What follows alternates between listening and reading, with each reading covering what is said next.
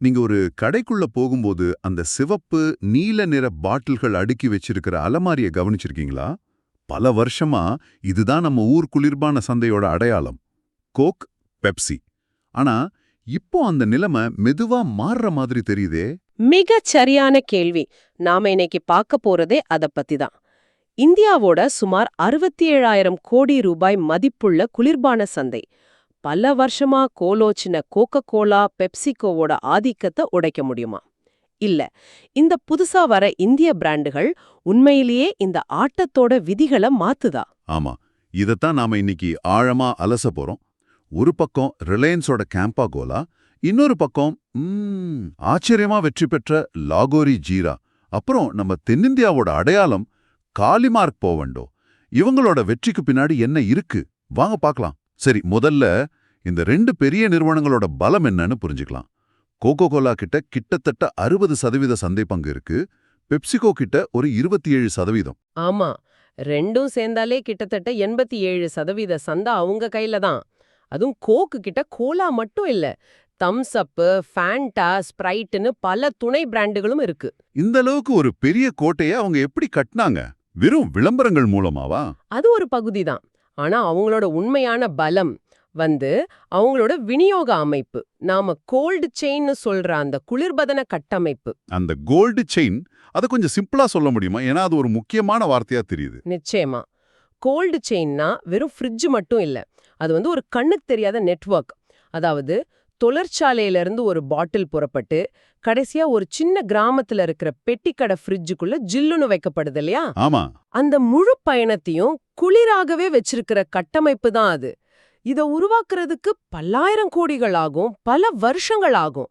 90கள்ல தாராளமயமாக்கலுக்கு பிறகு Coke, Pepsi இந்த கோட்டைய ரொம்ப பலமா கட்டி வச்சிட்டாங்க. அதனாலதான் சின்ன பிராண்டுகளால உள்ளேயே வர முடியல. அப்போ இந்த அசைக்க முடியாத கோட்டையை தாக்க ஒரு பெரிய சக்தி தேவைப்படுது. இப்பதான் கதையில ஒரு பெரிய ட்விஸ்ட். ரிலையன்ஸ் ஒரு காலத்துல கொடிகட்டி பறந்த கேம்பா கோலாவை கையில எடுத்துக்கிட்டு களத்துல இறங்குறாங்க. ஆமா, இது ஒரு சாதாரண ரீலான்ச் மாதிரி இல்ல, ஒரு முழுமையான கார்ப்பரேட் படையெடுப்பு. ரிலையன்ஸோட யுக்தி பாத்தீங்கன்னா ரொம்ப நேரடியானது. முதல் ஆயுதம் விலை.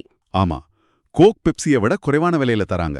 ஆனா முக்கியமான விஷயம் அதோட வேகம். அவங்க முதல் வருஷமே 400 கோடி ரூபாய் விற்பனை செஞ்சிருக்காங்க.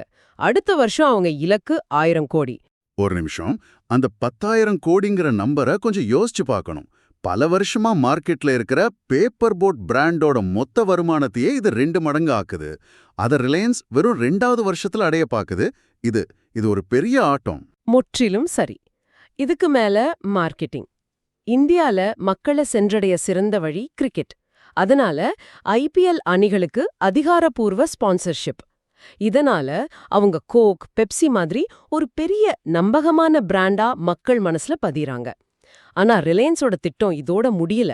ஆமா, அதுதான் ரொம்ப சுவாரஸ்யமா இருக்கு. அவங்க வெறும் கோலாவோட சண்டையை நிறுத்தலையே. இல்லவே இல்ல. அவங்க குஜராத்ல பிரபலமான சோசியோ மாதிரி பிராண்டுகளை வாங்குறாங்க. ஸ்பின்னர் மாதிரி புது எனர்ஜி ட்ரிங்க் கொண்டு வராங்க. அப்போ இது வெறும் கோலா போர் மட்டும் இல்ல. சொல்லப்போனா அவங்க ஒரு முழுமையான ஹவுஸ் ஆஃப் ட்ரிங்க்ஸ் கட்டமைப்பை உருவாக்குறாங்க. இதோட அர்த்தம் என்னன்னா, நீங்க குளிர்பான சந்தையில எதை கேட்டாலும் அவங்க கிட்ட ஒரு பிராண்ட் இருக்கும். கோலா, ஜூஸ், எனர்ஜி ட்ரிங்க்ஸ்னு எல்லாத்துலயும் போட்டியிட தயாராகிறாங்க. அப்போ ஒரு பக்கம் கோக், பெப்சி, ரிலையன்ஸ்னு இந்த 3 பெரிய யானைகள் மோதுது. ஆனா இந்த யானைகள் சண்டை போடும்போது சில புத்திசாலி சின்ன பிராண்டுகள் தங்களுக்குன்னு ஒரு பாதையை உருவாக்குதுன்னு சொல்லுவாங்க. அது மாதிரி மற்ற இந்திய பிராண்டுகள் என்ன பண்ணிக்கிட்டு இருக்கு? அருமையான ஒப்பீடு. அங்கதான் இந்த கதையோட இன்னொரு சுவாரஸ்யமான பகுதி இருக்கு. இந்த சின்ன பிராண்டுகள் பெரிய நிறுவனங்கள் கவனிக்காத இடங்களை குறிவைக்குது. உதாரணத்துக்கு லாகோரி ஜீரா. ஆமா, அவங்க வளர்ச்சி அபாரமா இருந்துச்சு. அவங்க கோலாவையோ ஆரஞ்சு பானத்தையோ காப்பி அடிக்கல. இந்தியர்களுக்கு ரொம்ப பிடிச்ச ஆனா பெரிய பிராண்டுகளால் கண்டுக்கப்படாத அந்த மசாலா கலந்த ஜீரக சுவைய கையில எடுத்தாங்க. அந்த வெற்றிடத்தை சரியா பயன்படுத்திக்கிட்டாங்க பிராங்கன்னு காட்டுது. சரியா சொன்னீங்க. இதே மாதிரிதான் ஒவ்வொரு பிராண்டும் ஒரு தனித்துவமான பாதையை தேர்ந்தெடுக்குது. தென்னிந்தியாவுல காளிமார்க் போவண்டோவை எடுத்துக்கலாம். அவங்களுடைய பலம் 100 வருஷ பாரம்பரியம். அது வெறும் ஒரு பானம் இல்ல, பல தலைமுறைகளோட நினைவு. ஆமா, இப்ப அவங்க வெறும் குளிர்பானத்தோட நிற்காம ஜூஸ், ஏன் பருப்பு வகைகள்ல கூட கால் பதிச்சு தங்கள ஒரு பெரிய நுகர்வோர் பிராண்டா மாத்திக்கிறாங்க. இது கூடவே பேப்பர் போட் பிராண்டே நம்ம பேசியாகணும். ஓ நிச்சயமா. அவங்களோட யுக்தி ரொம்பவே வித்தியாசமானது. அவங்க ஜூஸ் விக்கல, பால்யக்கால நினைவுகளை வித்தாங்க. ஆம்பண்ணா, ஜல்ஜீரா மாதிரி சுவைகளை பாட்டில்ல கொண்டு வந்து ஒரு தனி மார்க்கெட்டையே உருவாக்கினாங்க.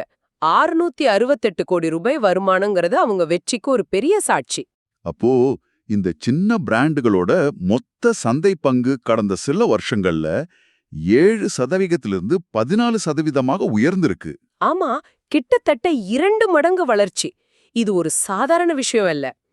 30 வருஷமா கோக் பெப்சி ஆதிக்கத்தில் இருந்த ஒரு சந்தையில இது ஒரு அடிப்படை மாற்றத்துக்கான அறிகுறி. இது வெறும் பானங்களை பற்றியது இல்ல, இந்திய நுகர்வோரின் மனநிலை மாற்றத்தை பற்றியது. இப்போ இந்த மாற்றம் நடக்க ஒரு புதிய போர்க்களமும் உருவாகிருக்கு. அந்த போர்க்களம் நம்ம வீட்டுக்கு பக்கத்துல இருக்கிற மளிகை கடை இல்ல. நம்ம கையில இருக்கிற ஸ்மார்ட் போன். கரெக்ட். நீங்க குயிக் காமர்ஸ் தளங்களை பத்தி பேசுறீங்க, பிளிங்கெட், ஜெப்டோ மாதிரி செயலிகள். இது எப்படி இந்த ஆட்டத்தை மாத்துது? யோசிச்சு பாருங்க, பல வருஷமா ஒரு கடையோட அலமாரியில இடம் பிடிக்கிறது தான் பெரிய போர். ஆனா குயிக் காமர்ஸ் இந்த விதியே மாத்திடுச்சு. இப்போ பிளிங்கெட் ஆப்ல கோகோ கோலாவோட படத்துக்கு பக்கத்திலேயே லாகோரி ஜீராவோட படமும் இருக்கு. ரெண்டுக்கும் ஒரே டிஜிட்டல் ஷெல்ஃப் ஸ்பேஸ். ஆமா, இது 5 வருஷத்துக்கு முன்னாடி நினைச்சு பார்க்க முடியாத ஒரு விஷயம். ஒரு ஜனநாயக மாற்றம்னு கூட சொல்லலாம். ஆனா இதுல ஒரு சிக்கல் இருக்கே. இந்த தளங்கள் கொடுக்கிற தள்ளுபடிகள் பாரம்பரிய மளிகை கடைகளை கடுமையா பாதிக்குமே. ஆமா, அது இந்த மாற்றத்தோட மறுபக்கம். ஒரு பக்கம் புதிய பிராண்டுகளுக்கு வாய்ப்பு கிடைச்சாலும் இன்னொரு பக்கம் பாரம்பரிய விநியோக சங்கிலி பெரிய பாதிப்பை சந்திக்குது. ஆனா இது மட்டும் மாற்றம் இல்ல. நாம எப்படி வாங்குறோங்கிறது மட்டும் மாறல, என்ன வாங்குறோங்கிறதும் மாறுது. நீங்க ஆரோக்கியத்தை பத்தி சொல்றீங்க. சர்க்கரை குறைவான இயற்கையான பானங்கள். ஆமா, இது லாகோரி ஜீரா, பேப்பர் போட் போன்ற பிராண்டுகளுக்கு சாதகமா இருக்கு. ஆனா பாரம்பரிய கோலாக்களுக்கு ஒரு பெரிய சவால். இத பிரீமியமைசேஷன் அப்படிங்கிற ஒரு புது போக்கோட இணைச்சு பார்க்கணும். அந்த வார்த்தையை கொஞ்சம் விளக்க முடியுமா? சிம்பிளா சொல்லணும்னா, மக்கள் இப்போ தரமான பொருளுக்கு கொஞ்சம் அதிக விலை கொடுக்க தயாரா இருக்காங்க. அது ஒரு தனித்துவமான சுவையா இருக்கலாம், இயற்கையான பொருட்களா இருக்கலாம், அல்லது ஒரு பழைய நினைவை கொண்டு வர ஒரு கதையா இருக்கலாம். மலிவான விலை மட்டுமே இப்போ முக்கியம் இல்ல. அப்போ இந்த முழு கலந்துரையாடலையும் தொகுத்து பார்த்தா உள்ளூர் பிராண்டுகளால் இந்த சந்தையில் தாக்குப்பிடிக்க முடியுமாங்கிற கேள்விக்கு பதில் என்ன? பதில், தாக்குப்பிடிப்பது மட்டுமல்ல, அவங்க ஒட்டுமொத்த சந்தையையே மாற்றியமைத்துக் கொண்டிருக்கிறார்கள் என்பதுதான். ஆமா, ஒரு பக்கம் ரிலையன்ஸ் மாதிரி ஒரு ராட்சசன் கோலா சந்தையின் மையத்தையே தாக்குது. மறுபக்கம் பல சிறிய வேகமான பிராண்டுகள் புதிய ரசனைகளை பூர்த்தி செய்வதன் மூலம் தங்களுக்குன்னு ஒரு சாம்ராஜ்யத்தை உருவாக்குது. அப்போ இனிமேல் இந்திய குளிர்பான சந்தை வெறும் கோக் வர்சஸ் பெப்சி கதையா இருக்காது. இருக்கவே இருக்காது. அது பல துண்டுகளாக பிரிகிறது. இனி வெற்றி என்பது உள்ளூர் சுவைகளை புரிந்து கொள்வது, மக்களின் பழைய நினைவுகளை தொடுவது, ஆரோக்கியமான வாழ்க்கை முறைக்கு முக்கியத்துவம் கொடுப்பது, அப்புறம் குவிக் காமர்ஸ் போன்ற புதிய விநியோக வழிகளை சரியா பயன்படுத்துவதுல தான் இருக்கு. அப்போ இந்த ஆழமான அலசலுக்கு பிறகு உங்களுக்காக ஒரு சிந்தனை. அடுத்த முறை நீங்க ஒரு கடையிலயோ அல்லது உங்களோட குவிக் காமர்ஸ் ஆப்லயோ இந்த புதிய அல்லது பழைய இந்திய பிராண்டுகளை பார்க்கும்போது இத பற்றி யோசிங்க. இது வெறும் ஒரு தற்காலிகமான ட்ரெண்ட அல்லது இந்தியாவின் மிகப்பெரிய நுகர்வோர் சந்தைகளில் ஒன்றில் ஒரு அடிப்படை அதிகார மாற்றம் நிகழ்ந்து கொண்டிருக்கிறதா? பல தசாப்தங்களுக்கு பிறகு இந்திய சுவை இறுதியாக மீண்டும் ஆதிக்கம் செலுத்தத் தொடங்குகிறதா?